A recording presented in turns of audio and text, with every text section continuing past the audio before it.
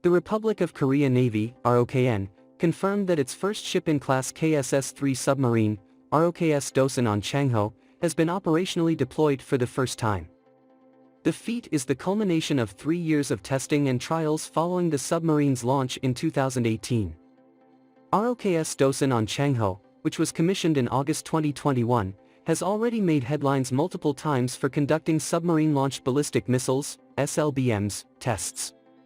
Many see the deployment of the vessel as a major milestone, marking the first time the country's SLBMs will be at sea in an operationally ready capacity.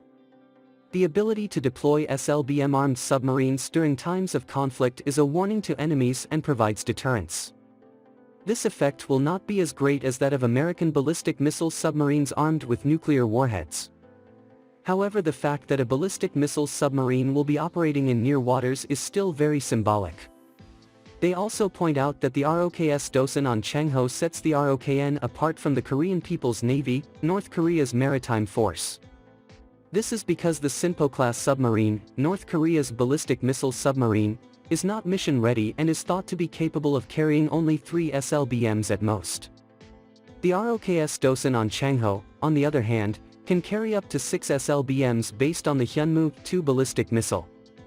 Before the acquisition of the vessel, the Navy relied on the KSS II Sonwonyeol-class submarines, modified German Type 214s, for at-sea deterrence. These ships carry the Hyunmoo-3 cruise missile, which have the ability to fly close to the water to minimize detection, but are slow and have limited warhead capacity. The SLBMs carried on the ROKS Dosan Ahn Changho are significantly faster than cruise missiles and have far greater destructive capacity due to their larger payloads. Unlike cruise missiles, however, they are relatively easy to detect due to their arched flight trajectory. The ROKN hopes that operating both cruise missiles and ballistic missiles from submarines will give it greater operational flexibility. The new submarine also uses air-independent propulsion, AIP, allowing it to stay submerged for extended periods of time. The Dosan Ahn Changho class is named after a prominent independence fighter against Japan's occupation of the country in the early 20th century. The preliminary design phase for the KSS III program began in 2004. Hyundai Heavy Industries, HHI, and Daewoo Shipbuilding and Maritime Engineering, DSM, were jointly responsible for the design, with local companies LIG Nex1, Hanwha, and STX Engine also being involved in the project. Moreover, British companies BMT and Babcock provided technical assistance. The Batch I submarine has a crew of 50, length of 83.5 m, width of 9.6 m, and draft of 7.7 m.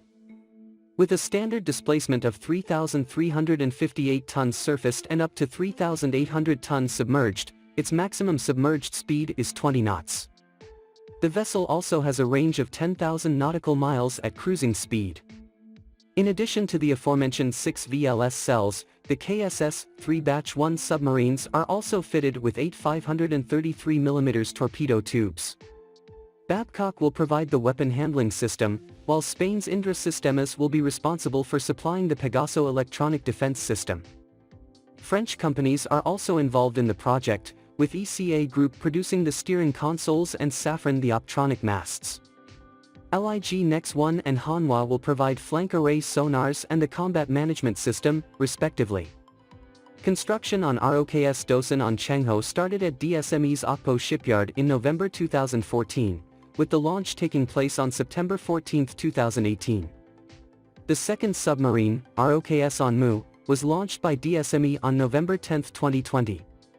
HHI started construction of ROKS Dongyang, the third boat and final vessel of Batch I, in June 2017 at its Ulsan shipyard. It was launched in September 2021.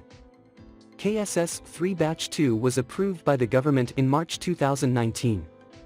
The Batch II vessels are expected to have a longer hull, bringing the displacement up to around 4,000 tons, and carry an additional 4 more VLS cells for a total of 10. Moreover, it is expected to use more domestically produced components including lithium-ion batteries and high-temperature superconductor motor technology for the integrated full electric propulsion system.